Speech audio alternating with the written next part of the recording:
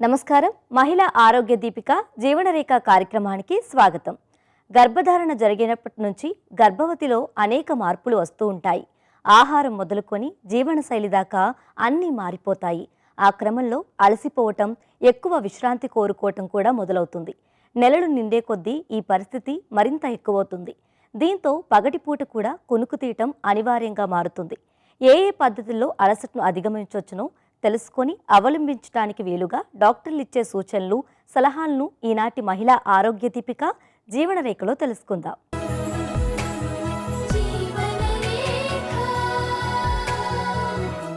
గర్భధారణకు తొలి సంకేతం అలసట. అది కాన్పు దాకా నవమాసాలు వెంటాడుతూనే ఉంటుంది. ఉదయాన్నే లేవటం చాలా కష్టం అనిపిస్తుంది. అప్పటికే ఒకరో ఇద్దరో పిల్లలుంటే వాళ్ళ పనులు చూడటం అదనపు బాధ్యతగా మారి మరింత అలసటకు దారితీస్తుంది. నెలలు నిండే కొద్దీ పెరిగే అలసటను ఎలా అధిగమించాలో, ఎలాంటి జాగ్రత్తలు పాటించాలో, ఎప్పుడు డాక్టర్ దగ్గరికెళ్లాలో ఇప్పుడు తెలుసుకుందాం.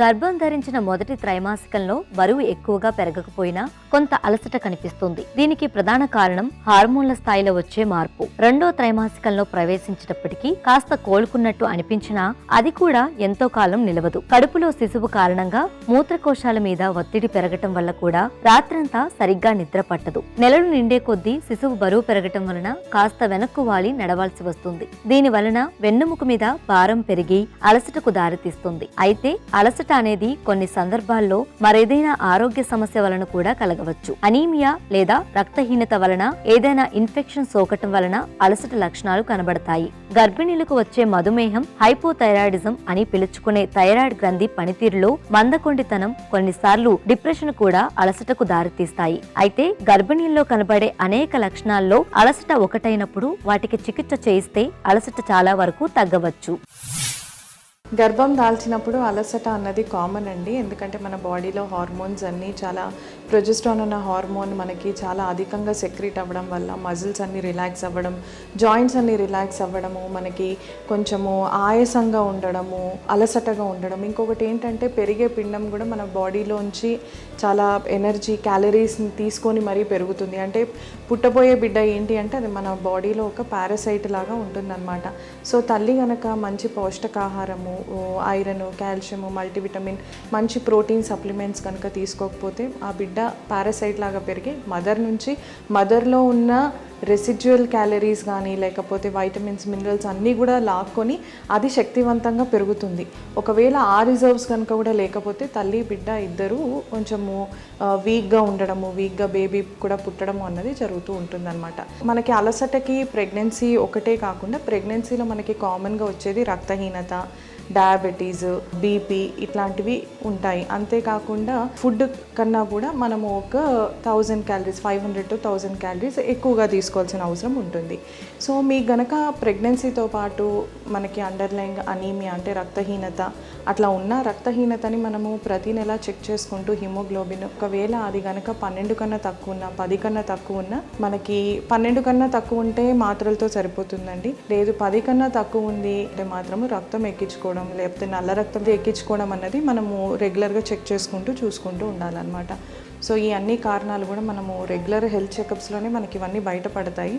బ్లడ్ టెస్ట్ ఇంకా రెగ్యులర్ చెకప్స్ కనుక చేసుకుంటే కారణం ఏంటి అన్నది మనము రెట్రోస్పెక్టివ్గా ఆలోచించి వాటిని ట్రీట్ చేసుకుంటూ ప్రెగ్నెన్సీలో కూడా మనకు కావాల్సిన ఎక్కువ క్యాలరీస్, వైటమిన్ సప్లిమెంట్స్ కనుక తీసుకుంటే ఈ బలహీనత అన్నదాన్ని మనము ఓవర్కమ్ చేయొచ్చు అన్నమాట.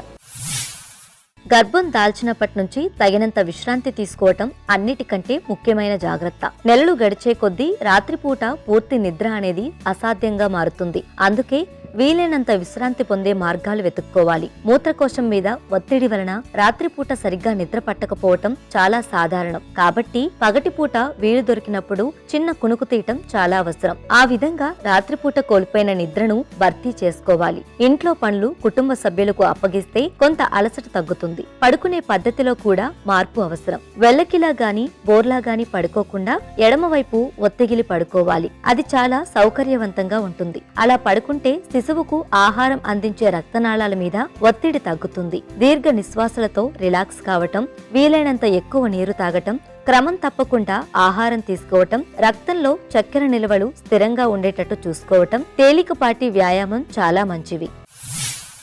అలసట మామూలుగా ఉండడము ఓకే అండి, అది that is normal in pregnancy. కానీ అలసట ఎప్పుడైతే మనకి గర్భిణి తన రొటీన్ పనులు తను చేసుకోలేకపోతుంది, లైక్ తను తినడం కానీ, తన చిన్న చిన్న వస్తువులు అక్కడికి వెళ్ళి తెచ్చుకోవడం కానీ, లేకపోతే ఆయాసం ఎక్కువైతున్నా కానీ, అట్లాంటివి, ఇంకోటి వాంతులు ఎక్కువైతున్నా కానీ, అట్లాంటివి కనుక ఉంటే డెఫినెట్గా మనం డాక్టర్ని సంప్రదించాల్సిన అవసరం ఉంటుంది. మన ప్రెగ్నెన్సీలో హైపర్ ఎమెసిస్ గ్రావిడేరం అన్న ఒక కండిషన్ ఉంటుంది. అదేంటంటే మనకి ఫస్ట్ ట్రైమిస్టర్లో స్టార్ట్ అవుతుంది. అది మామూలుగా సింగిల్ ప్రెగ్నెన్సీలో చూడొచ్చు, ట్విన్ ప్రెగ్నెన్సీస్ ట్రిప్లెట్స్ కనుక ఉంటే ఇంకా ఎక్కువగా చూడొచ్చు అనమాట. దాంతోపాటు మనకి ఫుడ్ పైప్ అంటే ఈసోఫేగస్ అంటాము, దాని లోవర్ ఎడ్జ్లో వాంతులు చేసి ఆ లోవర్ ఎడ్జ్లో కూడా ఆ మ్యూకోజా అన్నది డ్యామేజ్ అయిపోయి లోపలి పొర అంటే మనకి స్టమక్లో ఈసోఫేగస్ లోపల ఒక పల్సటి ఒక పొర అన్నది ఉంటుంది. ఆ మ్యూకస్ మెంబ్రెయిన్ కూడా డ్యామేజ్ అయ్యి బ్లడ్ వామిటింగ్స్ అయ్యే అవకాశం కూడా ఉంటుంది. సో అంతవరకు మనం సిచ్యువేషన్ తీసుకెళ్లకుండా ఎప్పుడైతే వాంతులు నార్మల్గా అయ్యేదానికన్నా ఎక్కువైతే తన రొటీన్ వర్క్ కనుక చేసుకోలేకపోతే అప్పుడు డాక్టర్ని సంప్రదించాల్సిన అవసరం ఉంటుంది. అంతేకాకుండా కొందరికి కార్డియాక్ డిసీజెస్ ఉంటాయి. ఆ కార్డియాక్ డిసీజెస్ ముందున్నా తెలియదు. ప్రెగ్నెన్సీలో మనకి బాడీలో జరిగే హీమోడైనమిక్ చేంజెస్, మనకి హార్ట్ మీద పడే ఓవర్లోడ్ వల్ల ఏమవుతుంది అంటే ఈ ఉన్న సిమ్టమ్స్ అన్నీ మనకి ఎగ్జాజరేట్ అయ్యి ప్రెగ్నెన్సీలో మనకి బయటపడతాయి అన్నమాట. సో అలాంటప్పుడు ఆయాసం ఉన్నా, అలాంటప్పుడు నీరసత్వం ఉన్నా కూడా డెఫినెట్గా డాక్టర్ని సంప్రదించాల్సిన అవసరం ఉంటుంది. ఇంకొకటి వచ్చేసి డయాబెటీస్ మెలిటస్. షుగర్ ఎక్కువ ఉన్నా తక్కువ ఉన్నా నీరసం మాత్రం చాలా ఎక్కువ ఉంటుంది. సో కానీ షుగర్ చాలా తక్కువైపోతే మాత్రము మదర్కి బేబీకి ఇద్దరికి డేంజరస్ అనమాట. బేబీకి అయితే సడన్గా బిడ్డ చనిపోయే అవకాశం ఉంటుంది, మదర్కి డెఫినెట్గా నీరసం చేంజెస్ అన్నవి ఉంటాయన్నమాట. మీరు ఒక గైనకాలజిస్ట్, ఎండోక్రైనాలజిస్ట్ పర్యవేక్షణలో మీరు కనుక ట్రీట్మెంట్ తీసుకుంటే ఈ నీరసమే కాకుండా షుగర్స్ కూడా నార్మల్గా కంట్రోల్లో పెట్టుకొని బేబీ ఫీటల్ మూమెంట్స్తో పాటు మీరు మానిటర్ కనుక చేసుకుంటే మీకు డాక్టర్ పర్యవేక్షణలో ఆ ట్రీట్మెంట్ చాలా మంచిగా అవుతుంది. ఆ నీరసాన్ని కూడా మనము ఓవర్కమ్ చేయొచ్చు అన్నమాట. గర్భిణీలకు అలసట సర్వసాధారణమే అయినప్పటికీ నిర్లక్ష్యంగా ఉండకూడదు. ఆ అలసట రొటీన్ గా గర్భిణీలందరిలో కనిపించేదేనా, మరేదైనా సమస్య కారణంగానా అనే విషయం నిర్ధారించుకోవాలి. గర్భిణీలకు గర్భధారణ సమయంలో మధుమేహం వచ్చే అవకాశాలు మెండుగా ఉంటాయి. చాలా మందిలో ఇలాంటి మధుమేహం కాన్పు తర్వాత తగ్గుతుంది. అయితే గర్భిణీగా ఉన్నప్పుడు మధుమేహం వలన తీవ్రమైన అలసట రావచ్చు. అందుకే మధుమేహ లక్షణాలతో కూడిన అలసట ఉంటే ఖచ్చితంగా డాక్టర్ను సంప్రదించాలి. ఉన్నట్టుండి ఒక్కసారిగా అలసట కనిపించినా అదేమైనా ఇతర ఆరోగ్య సమస్య కావటానికి అవకాశం ఉంది గనుక ఆ లక్షణాలను డాక్టర్కు తెలియజేసి తగిన సలహా పొందాలి. విశ్రాంతి తీసుకున్నప్పటికీ అలసట లక్షణాలు కొనసాగుతున్నప్పుడు కూడా అనుమానించక తప్పదు. రెండో త్రైమాసికంలో ప్రవేశించిన తరువాత కూడా అలసట ఏమాత్రమో తగ్గలేదనిపిస్తే డాక్టర్ను కలుసుకొని సమస్య వివరించటం మంచిది. దాని వలన అనవసర సమస్యలను నివారించే వీలుంటుంది. అలసట పోవడానికి గర్భిణీలు ఎటువంటి జాగ్రత్తలు తీసుకోవాలి అంటే ఫస్ట్ 3 months మనము ఇద్దరికి తినాలి అన్న కాన్సెప్ట్ రాంగ్ అండి. మామూలుగా అయితే మనకి 5th month తర్వాత నుంచి మనం తీసుకునే దానికన్నా ఒక 500 to 1000 calories కొంచెం ఎక్కువ తీసుకుంటే బెటర్ అనమాట. అది కూడా మనం చాలా హెల్దీగా తీసుకోవాలి. ఎక్సెస్గా తీసుకొని మైదా కానీ, కార్న్ఫ్లోర్ కానీ, వైట్ రైస్ కానీ, లేకపోతే బొంబాయి రవ్వ కానీ ఇట్లాంటి పాయిజనస్ వైట్స్ అంటారు వీటిని. సో ఇలాంటివన్నీ కనుక తీసుకుంటే డెఫినెట్గా మనకి ప్రెగ్నెన్సీలో షుగర్ వచ్చే అవకాశం చాలా ఎక్కువ ఉంటుంది. సో మీరు హెల్దీగా క్లీన్ ఫుడ్ తీసుకొని బ్రౌన్స్కి స్విచ్ ఆన్ అయ్యి మంచిగా మల్టీవైటమిన్ సప్లిమెంట్స్ తీసుకొని హై ప్రోటీన్ డైట్ తీసుకొని మధ్యాహ్నం ఒక అర్ధగంట, రాత్రి 10ంటికే కనుక పడుకుంటే చక్కగా మీకు కావాల్సినంత రెస్ట్ ఉంటుంది. మీరు కూడా మిగతా రోజంతా కొంచెం యాక్టివ్గా ఉండొచ్చు. సో మధ్యాహ్నం రెస్ట్ అన్నది వెరీ ఇంపార్టెంట్.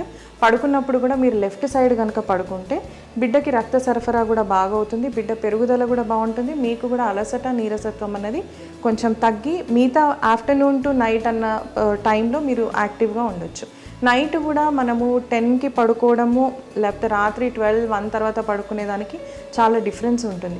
10 నుంచి పడుకుంటే ఏంటి అంటే మన బాడీలో స్టీరాయిడ్స్ అన్నీ కరెక్ట్ మోతాదులో రిలీజ్ అవ్వడము, మనకి స్ట్రెస్ లేకపోవడము, ఒక గుడ్ స్లీప్ ఉండడం అనేది జరుగుతుంది. అదే లేట్గా పడుకునే వాళ్ళలో స్టీరాయిడ్స్ అన్నవి అప్స్ అండ్ డౌన్స్ అయ్యి ఒకవేళ కనుక స్టీరాయిడ్స్ ఎక్కువ రిలీజ్ అవుతే ఏమవుతుందంటే షుగర్ వచ్చే ఛాన్స్ ఎక్కువ ఉంటుంది. సో ఆల్వేస్ గుడ్ హ్యాబిట్స్ అని ఊరికే అన్నారండి, బికాజ్ ప్రతిదానికి అందరికీ ఒక రీజన్ ఉంటుంది. మనం కనుక మంచి హ్యాబిట్స్ అడాప్ట్ చేసుకుంటే ప్రెగ్నెన్సీలో డెఫినెట్గా మనము ఇలా వీక్నెస్ కానీ అలసట కానీ చాలా ఈజీగా ఓవర్కమ్ చేయొచ్చు అన్నమాట. గర్భిణీల్లో అలసట సర్వసాధారణం. అయితే రెండో త్రైమాసికంలో ప్రవేశించినప్పుడు కొంత తగ్గి మళ్ళీ నెలలు నిండుతున్నప్పుడు పెరిగే అవకాశం ఉంది. ఎక్కువ విశ్రాంతి, పగటిపూట కూడా కునుకు తీయటం లాంటి చర్యలతో రిలాక్స్ కావచ్చు. అలా రిలాక్స్ కాలేకపోతున్నప్పుడు అకస్మాత్తుగా ఆ లక్షణాలు కనబడ్డప్పుడు మాత్రం డాక్టర్ను సంప్రదించి ఇతర అనారోగ్య లక్షణాలు ప్రభావమేమో తెలుసుకొని చికిత్స తీసుకోవాలి. ఈస్ట్రోజన్కు మహిళల్లో భావోద్వేగపు ఆరోగ్యానికి చాలా దగ్గర సంబంధం ఉన్న విషయం తెలిసిందే. ఈస్ట్రోజన్ ఉత్పత్తి అయ్యే వయసులో మగవాళ్ల కంటే ఆడవాళ్లలో డిప్రెషన్, ఉద్విగ్నత బాగా ప్రభావితం చేస్తాయి. మరీ ముఖ్యంగా మెనోపాజ్ తర్వాత కాలంలో ఆడవాళ్లలో ఈస్ట్రోజన్ ప్రభావాన్ని స్పష్టంగా చూడవచ్చు. అదేవిధంగా ఆడవాళ్లలో మూడ్ చెడిపోవడానికి కూడా ఈస్ట్రోజన్ ఒక ప్రధాన కారణం. అయితే అది ఎలా కారణమన్నది సూటిగా చెప్పటం కష్టమేనంటున్నారు డాక్టర్లు. అధికంగా ఈస్ట్రోజన్ ఉత్పత్తి కావటం కారణమా, భావోద్వేగ పరంగా దాని ప్రభావాన్ని స్పష్టంగా అంచనా వేయటం కూడా కష్టమే. ఈ కార్యక్రమంలో ఇప్పుడు సమస్య సలహా చూద్దాం.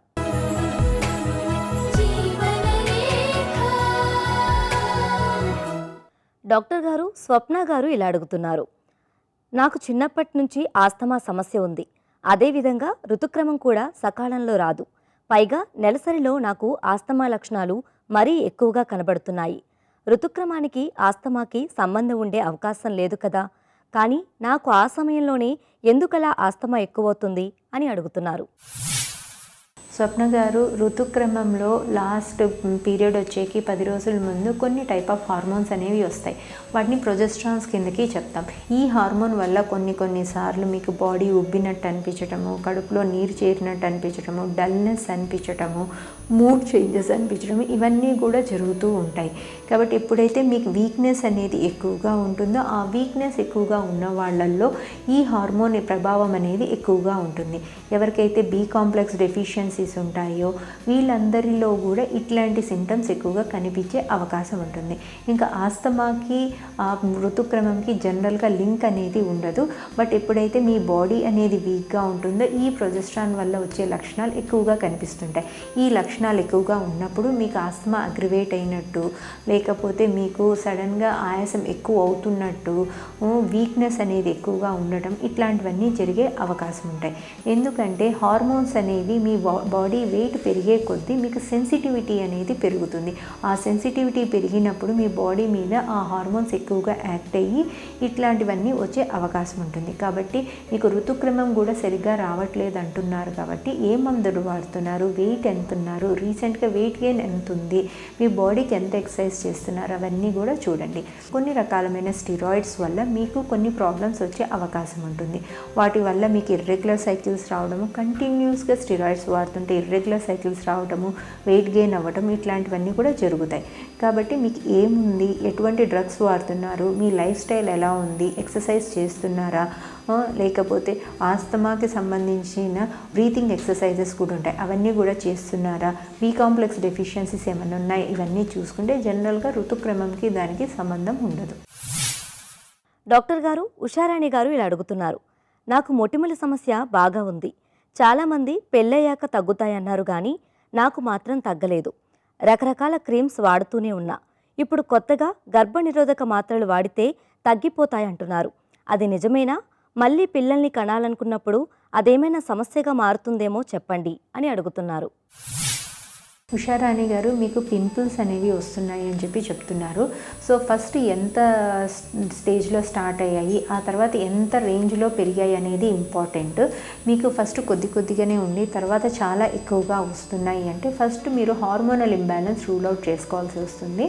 వీటితో పాటు మీకు ఏమన్నా ఎక్సెస్గా హెయిర్ గ్రోత్ అనేది వస్తుందా, మీసాల గడ్డాల్లాగా హెయిర్ గ్రోత్ వస్తుందా, పొట్ట మీద హెయిర్ గ్రోత్ వస్తుందా, వెయిట్ అనేది పెరిగారా, ఇవన్నీ కూడా సిమ్టమ్స్ ఉన్నట్లయితే ఈ పింపుల్స్ అనేదానికి హార్మోనల్ ఇంబ్యాలెన్స్ కారణం. ఈ హార్మోనల్ ఇంబ్యాలెన్స్ వల్ల మీకు అట్లా పింపుల్స్ ఎక్కువగా వస్తున్నాయి. ఈ హార్మోనల్ ఇంబ్యాలెన్స్ జరిగినప్పుడు ఆడవాళ్ళకు సంబంధించిన హార్మోన్స్ లెవెల్ తగ్గి మగవాళ్ళకి సంబంధించిన హార్మోన్స్ లెవెల్ పెరుగుతాయి. అందుకని ఇట్లా మగవాళ్ళకి సంబంధించినట్లు హెయిర్ గ్రోత్ రావడము, పింపుల్స్, బ్లాకెనింగ్ ఇవన్నీ కూడా జరుగుతూ ఉంటాయి. కొంతమందికి స్కిన్ మీద గ్లాండ్స్ అనేవి ఉంటాయి. ఆ గ్లాండ్స్లో ఇన్ఫెక్షన్ వచ్చినప్పుడు ఇట్లా రికరెంట్గా పింపుల్స్ రావడం, హెవీగా రావడం వస్తాయి. అట్లాంటప్పుడు మీరు కనుక యాంటీబయాటిక్ క్రీమ్స్ రాస్తే తగ్గిపోతుంది.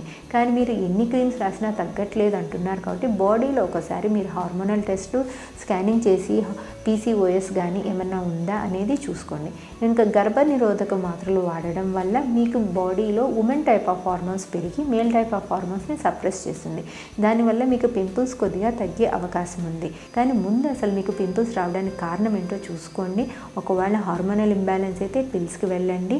బట్ దాంతోపాటు వచ్చే సైడ్ ఎఫెక్ట్స్ గురించి తెలుసుకోండి. మీకు హెడేక్ ఉందా, మీ కాళ్ళల్లో ఏమైనా రక్తం గడ్డగడుతుందా, బరువు మరీ పెరిగిపోయారా, ఇవన్నీ కూడా తెలుసుకొని పిల్స్ అనే వాటికి వెళ్ళండి. ఒకవేళ మీకు బరువు అనేది పెరగలేదు, హార్మోనల్ ఇంబ్యాలెన్స్ లేదు అని అనుకుంటే స్కిన్ డాక్టర్ దగ్గరికి వెళ్ళి దానికి సంబంధించిన ట్యాబ్లెట్స్, ఆయింట్మెంట్స్ తీసుకుంటే తగ్గిపోయే అవకాశం ఎక్కువగా ఉంటుంది. నెలసరి మొదలుకొని గర్భం దాల్చటం, ప్రసవం, మెనోపాజ్ ఇలా మహిళల జీవితాల్లోని పలు దశల్లో హార్మోన్లు తరుగుతూ పెరుగుతూ ఉంటాయి. ముఖ్యంగా థైరాయిడ్, ఈస్ట్రోజన్ హార్మోన్ల స్రవాల్లో హెచ్చుతగ్గులు మహిళల శరీరం, మనసు రెండింటి మీద ప్రభావాన్ని చూపిస్తాయి. ఋతుచక్రం మొదలైనప్పటి నుంచి అందుకు అనుగుణంగా ఆడవాళ్లలో ఈస్ట్రోజన్ విడుదల అవుతూ వస్తుంది. ఆ చక్రం మధ్యలో ఉండగా ఈస్ట్రోజన్ స్థాయి ఒక్కసారిగా పెరుగుతుంది. అది అండాల విడుదలను ప్రేరేపిస్తుంది. మళ్ళీ వెనువెంటనే ఈస్ట్రోజన్ స్థాయి అకస్మాత్తుగా పడిపోతుంది. నెలలో మిగిలిన రోజుల్లో ఈస్ట్రోజన్ హెచ్చుతగ్గులు సాధారణ స్థాయిలో ఉంటాయి. ఇప్పుడు సమస్య సలహా చూద్దాం.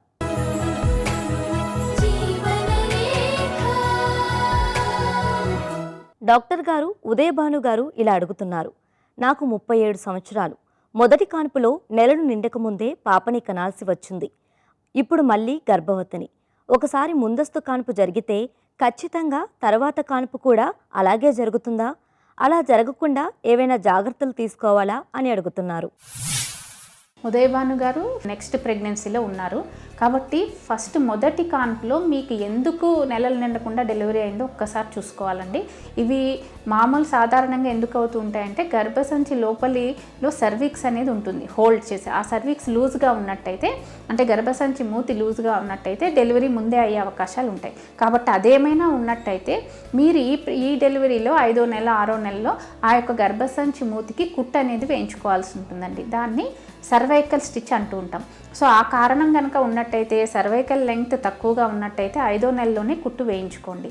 లేదు అంతా బాగానే ఉంది, అది కాదు కారణం అనుకుంటే, ఒకవేళ ముందు ప్రెగ్నెన్సీలో ఏమైనా డయాబెటీస్ కానీ, మీకేమైనా షుగర్ ప్రాబ్లం కానీ, బీపీ ప్రాబ్లమ్స్ కానీ, లేదా ఎనీమియా ప్రాబ్లం కానీ, ఏమైనా మెడికల్ డిజార్డర్స్ ఏమైనా ఉన్నట్టయినా మీకు ఈ యొక్క కాన్పు అనేది ముందుగా అయిపోతూ ఉంటుంది. దీన్ని ప్రీటర్మ్ లేబర్ అంటాం.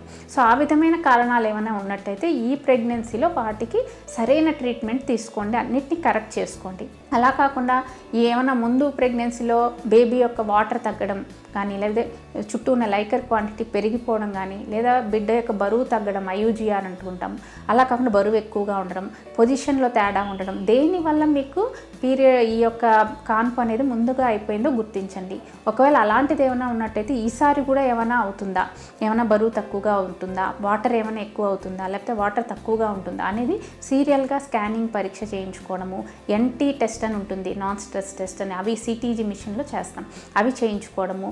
ఇవన్నీ కూడా మానిటరింగ్ చేయించుకోవడము. ముందు నుంచే ఈ యొక్క డెలివరీ రాకుండా యూట్రైన్ రిలాక్సెంట్స్, డువాడ్లాను అలాంటివి వాడడము. వీటన్నిటి వల్ల, లేకపోతే ఏమైనా ఇన్ఫెక్షన్స్, యూరినరీ ఇన్ఫెక్షన్ వల్ల అలా అయిందా, యూరిన్ టెస్ట్ చేసుకోవడం, కల్చర్ సెన్సిటివిటీ, ఇవన్నీ చూసుకున్నట్టయితే మీకు ఈ ప్రెగ్నెన్సీలో కంపల్సరీగా ఈ ముందుగా కాన్పు అవ్వడాన్ని మనం నిరోధించవచ్చు. డాక్టర్ గారు, శ్రీకన్య గారు ఇలా అడుగుతున్నారు. నాకిప్పుడు 8వ నెల. రెగ్యులర్గా పరీక్షలు చేస్తూనే ఉన్నా. త్వరలో ప్రసవించబోతున్నాను. నా ఆరోగ్యమంతా బాగానే ఉంది. అయినా సరే నన్ను ఒక సమస్య పీడిస్తుంది. నా స్తనాలు మిగతా ఆడవాళ్ల కంటే చిన్నవిగా ఉంటాయి. నేనెప్పుడూ అదొక లోపంగా అనుకోలేదు కానీ, రేపు నా బిడ్డకు తగినన్ని పాలు ఇవ్వలేనేమోనని ఈ మధ్య అదే పనిగా ఆలోచిస్తున్నాను.